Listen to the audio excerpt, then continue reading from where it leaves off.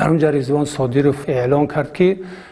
خب ما باید که از همین کبوجرا یعنی که همون نزدیکی کمسمال‌آباد سر راه هجوم نیروهای دولتی را باید بگیریم. از هر یک قشلاق باید مجاهدین یعنی که باید که مردم بچه ها شو بتین و باز خراکه و پشاکه برای مردم این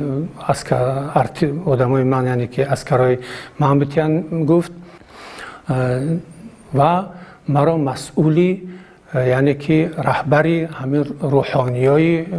همین حرکت جهادی اعلان کرد و خودش سرفرماندهی سلاح بدستانی حزب نهضت اسلامی رهبر تعیین کرد که من از طرف سید عبدالله نوری از افغانستان نامه آمده گیه، نامه را هم نشان داد که مرا رهبر تعیین کرده. ما باید که همینجا بخپیم، همینجا مثلا چکنیم نیروها و قواها از افغانستان میآیند و ما یاردم میکنن و ما یعنی که دولتی را به قفا عقب میگردانیم، دیگه هجوم سر میکنیم. در اونجا